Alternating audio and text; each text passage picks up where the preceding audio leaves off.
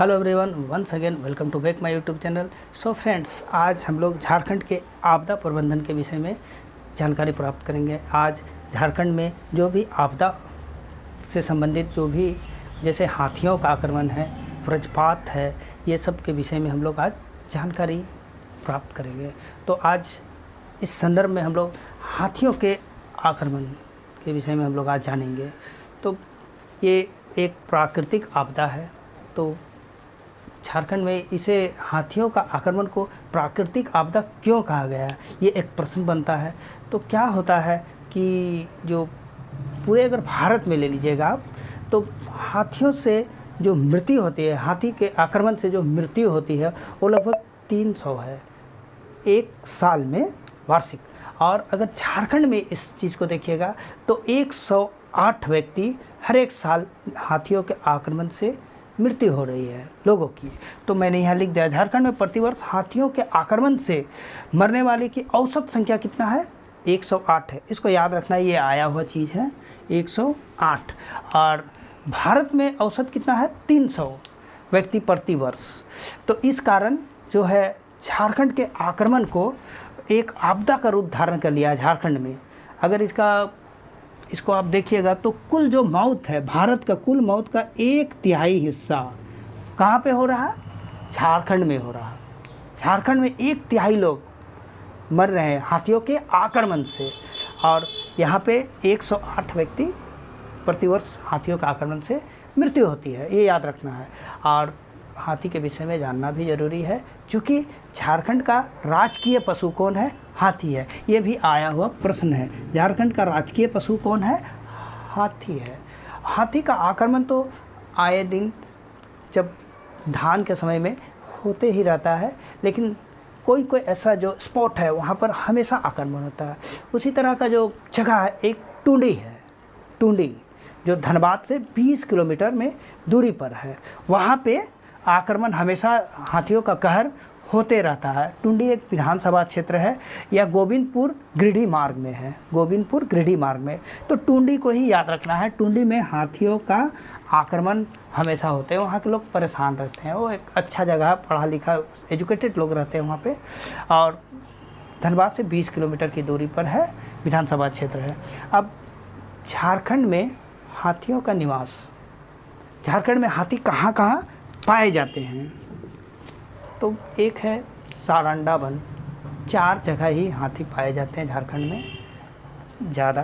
Saranda one तो Asia का सबसे बड़ा साल वृक्ष का वन है, एशिया का। और यहाँ पे उड़ने वाली छिपकली पाई जाती है। और ये 700 पहाड़ियों का घना जंगल है। थोलकोबाद यहाँ बहुत ही फेमस है, जो सारंडा जंगल के बीच में है, झारखंड का सबसे बड़ा वन माना जाता है। और यहाँ पे हाथी भी है, गजराज हाथी है। और दलमा गज अभयारण्य, दूसरा क्या है? दलमा गज अभयारण्य हाथी। हम तो चाईबासा में रहते हैं, वहाँ से जमशेदपुर जाना पड़ता है, वहाँ से 60, यहाँ से चाईबासा 60 किलोमीटर, वहाँ से दलमा गज अभयारण्य देखने को मिलता है। यहाँ पे ये पूर्वी सिंहभूम में है, दलमा गज अभयारण्य। और यहाँ पे हाथी के लिए ही बनाया गया है। 1976 में इसको गज अभयारण्य घोषित किया गया है। और यहाँ पे बहुत ही ऊंचाई में एक शिव मंदिर है। वहाँ पे चढ़ने के बाद पूरा दृश्य को आप देख सकते हैं जमशेदपुर का, कि स्वर्ण रेखा और खरकई नदी जहाँ मिलती है, पूरा देखने को मिलता है। शिव मंदिर शिवरात्रि के दिन में काफ़ी भीड़ होता है। और यहाँ पर भी दलमा गज अभयारण्य है। वहाँ एक बेतला वन्य जीव अभयारण्य, तीसरा, पहला क्या था? सारंडा, दूसरा दलमा गज अभयारण्य जमशेदपुर, तीसरा बेतला अभयारण्य।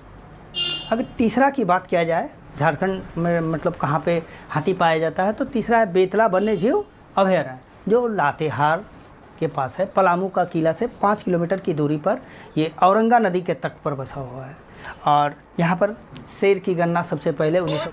अगर तीसरी जगह की बात करें कि हाथी जो है झारखंड में, और 4 जगह में से 2 जगह तो हो चुका है, तीसरा जगह क्या है? तो है बेतला वन्य जीव अभयारण्य। बेतला वन्य जीव अभयारण्य कहाँ पे है? लातेहार में है, और पलामू का जो किला है उससे सिर्फ 5 किलोमीटर की दूरी पर है, और औरंगा नदी इससे समीप से पार करती है। सर्वप्रथम बाघों की गणना यहीं पर किया गया था। शेर की गणना अगर भारत में पूछा जाए 1932 में यहाँ पे बाघ और हाथी मिलते हैं। तो ये एक क्षेत्र हो गया हाथी का। उसके बाद है पलामू वन्यजीव अभयारण्य, वहाँ पे भी हाथी मिलता है। तो ये 4 जो क्षेत्र हैं वहाँ पे झारखंड में हाथी पाए जाते हैं। सबसे पहला दलमा हो गया, फिर सारंडा वन हो गया, फिर बेतला वन्यजीव अभयारण्य हो गया, फिर पलामू अभयारण्य हो गया। ये 4 जगह याद करना है।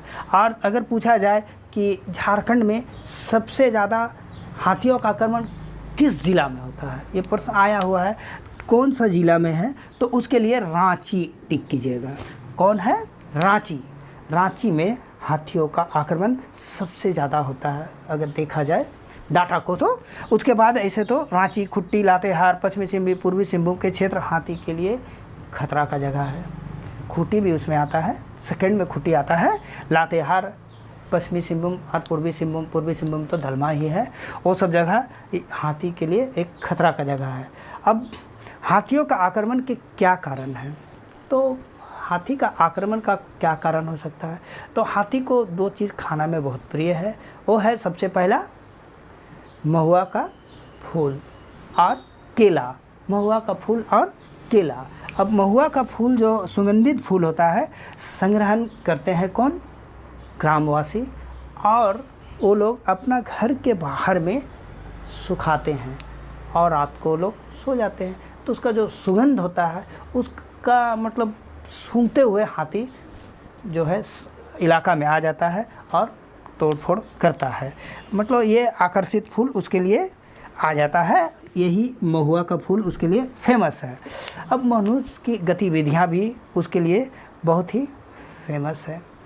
मनुष्य की गतिविधियाँ क्या होता है? जंगल में टावर लगाया जाता है, रेलवे स्टेशन बना है, रेलवे लाइन बिछाए जा रहे हैं, और बहुत जगह क्या हो रहा कि रेलवे क्रॉसिंग तो हो गया, टावर बिछाए जा रहे हैं, और रास्ते बनाए जा रहे हैं, टेलीफोन लाइनें बनाई जा रही है। ये सब नगरीकरण होता है, वनों की कटाई हो रही है, नक्सलवादी जो विरोध के लिए जो पुलिस अभियान हो रहा है, ऑपरेशन हो रहा है, उससे क्या होता है? वो लोग का प्राकृतिक वातावरण नष्ट हो रहा है, और हाथी अपने प्राकृतिक आवास को खोजने के लिए शहर की ओर भाग रहे हैं। तो ये दूसरा कारण मनुष्य की गतिविधियाँ। और एक भी और चीज़ है, geological survey of India. Geological survey of India, geological survey of India और सैटेलाइट सर्वे के आधार पर यह तथ्य स्थापित हुआ है कि हाथी अपने पूर्वजों के मार्ग पर सैकड़ों साल बाद भी दोबारा अनुकूल वातावरण मिलने पर लौटते हैं। अगर तीसरी की बात करें, अगर जियोलॉजिकल सर्वे ऑफ इंडिया और सैटेलाइट सर्वे के आधार पर देखते हैं, तो जो हाथी के जो पूर्वज हैं जो रास्ते में गए हैं, तो वो रास्ता हाथी लोग ढूंढ लेते हैं और वो रास्ता में उनका आगमन होने लगता है। और अगर रास्ता में अगर कोई भी मकान आए तो उसको तोड़ फोड़ कर देते हैं। तो यहाँ पे लिखा हुआ अनुकूल वातावरण मिलने पर वो लौट आते हैं और आवासीय कॉलोनी को वो लोग मानवीय गतिविधियों को तोड़ फोड़ करते हैं। अब ये तो हो गया आपका हाथी के आक्रमण के क्या क्या कारण हैं। जो टावर लग रहा है, कुछ भी लग रहा है, उसका ये सब कारण होता है ना। और फिर मानवीय गतिविधियाँ भी इसके लिए शामिल है वो सब। अब जनगणना, हाथियों का जनगणना कब होता है? जंबो गणना जिसको बोलते हैं, तो 5 साल में एक बार होता है। हाथी की गणना 5 साल में एक बार होता है। सबसे पहले 2012 में हुआ था, अब 2017, अब अगला कब होगा? 2022 में झारखंड में होगा। 2012 की जनगणना में, जंबो जनगणना में 688 हाथी झारखंड में थी। फिर 2017 में झारखंड में हाथियों की संख्या में कमी आई, 555 हाथी था, गिरावट आया। फिर 2019 की जनगणना में हाथियों की संख्या में वृद्धि देखी गई, 679। यानी झारखंड में अनुमानित जो है हाथियों की संख्या लगभग 700 है। ये आता है, ये प्रश्न याद रखना है। तो हाथियों की जनगणना 5 वर्षों में होती है। सबसे पहले झारखंड में 2012, फिर 17, आने वाला संख्या कब है? 2022। 2012 में 688 हाथी झारखंड में थी और 2017 में 555 हाथी और 2019 में 679 हाथी, यानी अनुमानित जनसंख्या कितनी है झारखंड की? झारखंड में हाथियों की 700 है। अब इतना हो गया, इनसे बचेंगे कैसे? हाथियों के आक्रमण अगर होता है तो, अगर हाथी का आक्रमण होता है तो हम लोग बचेंगे कैसे? इन लोगों को मिर्च से बहुत नफरत है, मिर्च पाउडर से। तो जो वहाँ पर धान रखते हैं वहाँ पे मिर्च पाउडर मिला के रख देंगे, या गोबर जहाँ जहाँ रहता है वहाँ पे मिर्च पाउडर डाल देंगे। मिर्च से लोग को बहुत नफरत है। और हम लोग जंगल जाते हैं, जंगल मतलब ड्यूटी रहता है तो देखते हैं पटाखा का यूज करते हैं लोग, पटाखा बम फोड़ते हैं, मसाल लेकर के घूमते हैं, ढोल नगाड़े सब जो आदिवासी लोग हैं वो बजाते हैं। और फिर जब भी हाथी आपको मिले, पहाड़ी स्थानों पर हाथी जब भी आपको मिले, यानी सामना हो जाए हाथियों से, तो आप ढलान की ओर भागना है आपको। तो इतना हो गया।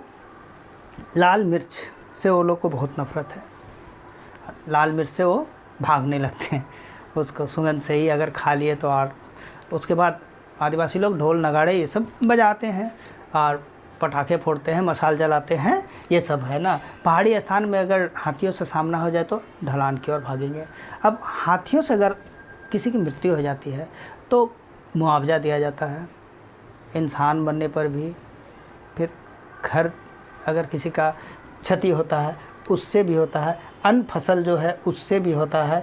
ये मुआवजा 4 प्रकार का होता है। तो अगर आदमी की मृत्यु हो जाती है तो 4 लाख रुपया मिलेगा।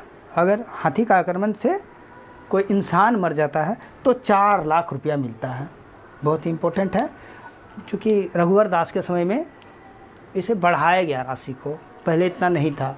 अब लोग अगर गंभीर घायल हो गए हैं तो सबसे पहले 50,000 रुपया मिलता था, अब क्या हो गया है 1 लाख। फिर हल्का घायल होने से पहले था 10,000, लेकिन अब क्या है 15,000 से 1 लाख रुपया। और अपंग अगर हो जाता है तो पहले 1.5 था, अब कितना हो गया 2 लाख। तो याद रखना है, आदमी की मृत्यु हो गया तो 4 लाख मिलेगा मुआवजा, और गंभीर घायल हो गया तो 1 लाख, और हल्का घायल हो गया तो 15,000 से 1 लाख, और अपंग होने पर 2 लाख। अन्न फसल की क्षति होने पर, अगर फसल की क्षति होती है तो फसल बर्बाद होने पर प्रति हेक्टेयर 20 से 40,000 रुपया किया गया है, 20 से 40,000 रुपया किया गया। और उसी प्रकार पालतू जानवर के भी मरने से कुछ क्षति दिया जाता है। तो आज इतना हुआ, हम लोग हाथी के आक्रमण के विषय में पढ़ें कि ये एक राजकीय पशु है, झारखंड का राजकीय पशु है। और उस क्रम में हमने टुंडी का भी जिक्र किया जो धनबाद में है। हाथी का आक्रमण के लिए वो फेमस है। और अगर देखें कि भारत में औसत प्रतिवर्ष कितने लोग मरते हैं हाथियों के आक्रमण से, तो है 300, लेकिन झारखंड में कितने लोग मरते हैं 108 व्यक्ति। यानी अगर हाथियों के आक्रमण से पूरे देश में अगर देखा जाए तो 1/3 जो मौत है हाथी के द्वारा झारखंड में है। इस कारण झारखंड में इसे एक प्राकृतिक आपदा माना गया है।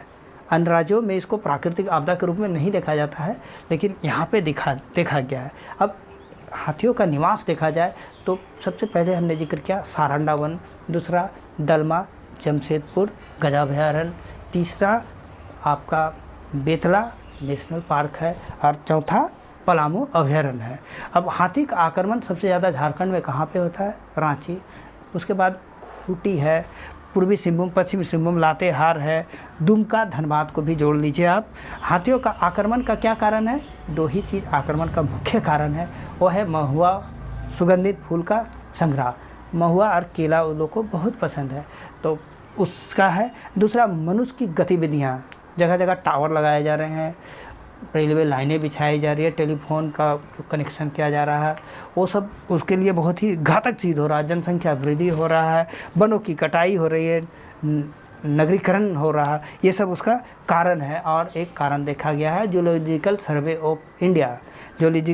ऑफ इंडिया और सैटेलाइट सर्वे के आधार पर बताया जाता है कि जो हाथियों के पूर्वज जिस रास्ता से गुजरे हैं, वो जो हाथी रहते हैं, ये हाथी लोग भी उस अपने पूर्वजों के रास्ते पर ही लौटते हैं, घूमते हैं।